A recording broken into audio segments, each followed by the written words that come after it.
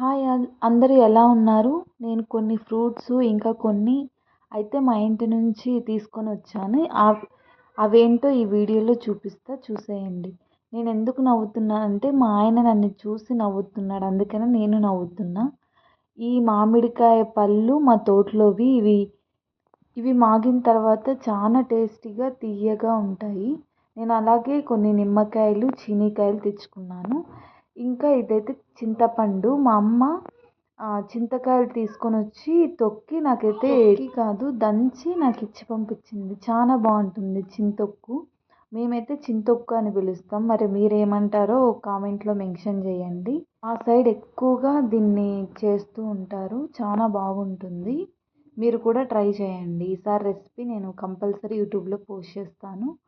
మరి ఇంకా ఏం తీసుకొచ్చానంటే మిరపకాయలు బెంగళూరులో అంటే ఎక్కువ కారంగా ఉంటాయి చిన్న చిన్నగా. నాకు అవి వేసినా కూడా పప్పులోకి కానీ ఇంకొక దాంట్లోకి నాకు అంత టేస్ట్ అనిపించదు.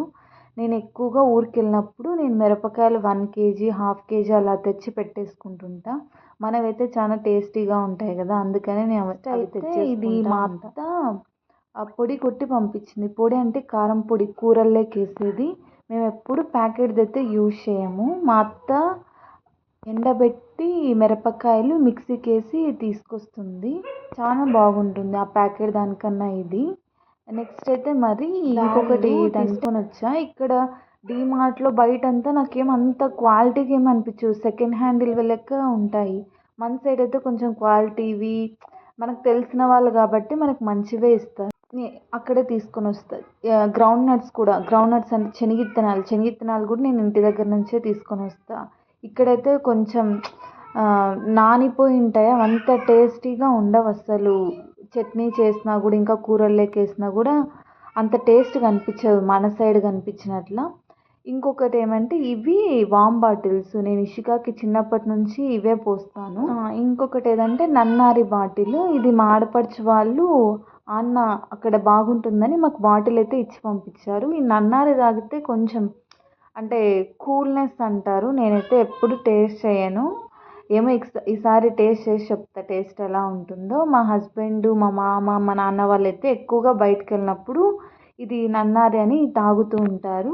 మీరు ఎప్పుడైనా బయటకు వెళ్ళినప్పుడు నన్నారిని టేస్ట్ చేస్తుంటే నాకు కామెంట్లో మెన్షన్ చేయండి. ఇంకా నేను కొన్ని వచ్చేటప్పుడు గ్రౌండ్ నట్స్ అనేవి తెచ్చుకున్నాను. రోడ్లో అమ్ముతుంటే తెచ్చుకున్నాను. ఇవి ఉడికేసుకొని తిన్నా, కాల్చుకొని తిన్నా చాలా బాగుంటాయి. మేమైతే చిన్నప్పుడు పొలాలకు వెళ్ళినప్పుడు అక్కడ కాల్చుకొని తినేవాళ్ళం. చాలా బాగుంటాయి కాల్చుకొని తిన్నా. ఇంక ఇవేనండి నేను ఊరి నుంచి తెచ్చుకున్నవి. Please subscribe and share.